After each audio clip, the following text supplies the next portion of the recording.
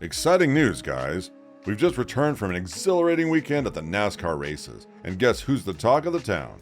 That's right, it's none other than Ross Chastain. It's funny how the seemingly mundane aspects of NASCAR often turn out to be the most thrilling. It's becoming a recurring pattern to see Chastain thrust into a situation where his skills are put to the test, and each time he brings along his signature talking points. However, I firmly believe that Chastain made significant strides in the Cup Series this week, and this could have far-reaching implications for his future in the sport. But first, subscribe and leave your like.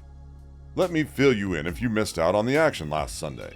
During a restart, Ross Chastain and Kyle Larson were involved in a collision that resulted in Larson needing assistance to leave the track. It was an aggressive move on Larson's part, attempting to corner Chastain against the wall.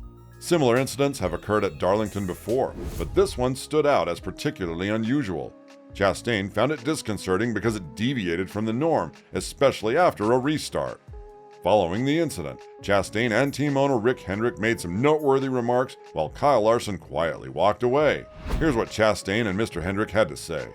"I fully committed to making a move, but I got extremely tight and ended up spinning myself out. I wanted to apply pressure on Larson, but I didn't intend to cause harm to myself." We had back and forth exchanges throughout the race, but Chastain took it too far. If asked, any driver in this situation would likely admit to being involved in a collision. I've observed Chastain for some time now, and while he possesses great talent, he doesn't need to be overly aggressive. Being too reckless can lead to making enemies, and winning championships is challenging when there are so many opportunities for payback.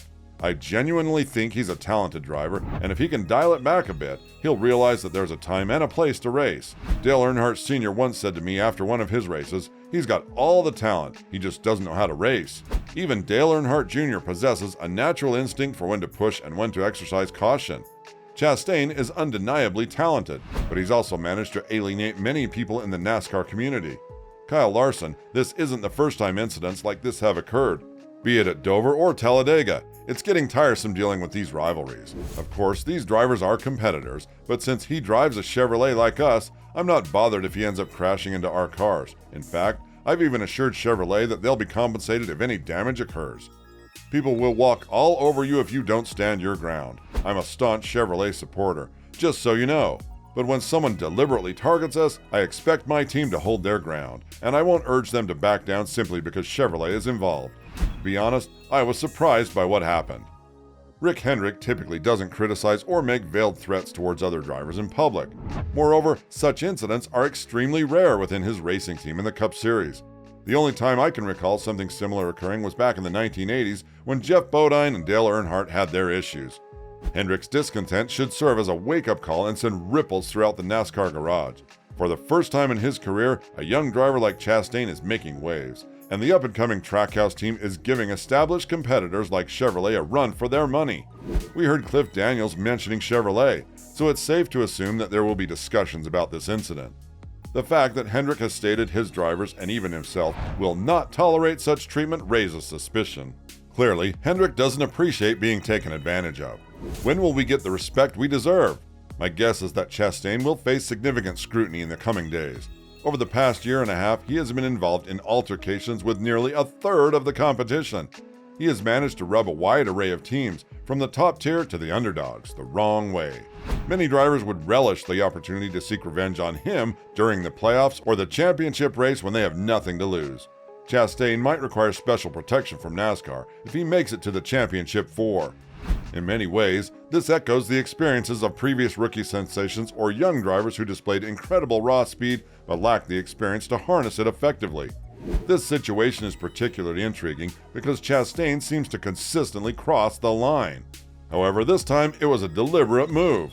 I'm at a loss for words other than to say that Chastain has certainly made a name for himself. It's evident that Larson shares part of the blame for instigating trouble with Chastain after such an intense race. But we must recognize the fact that Chastain made an ill-advised move and failed to grasp the bigger picture. In the grand scheme of things, this incident was far from a success. In fact, based on the telemetry, it's clear that Chastain was full steam ahead, seeking retribution. Unfortunately, this thirst for revenge cost him another victory and prevented Team Chevy from securing more than 5 cars in the top positions. There is no denying that Chastain's aggressive racing style has garnered attention, but it has also drawn criticism and concern.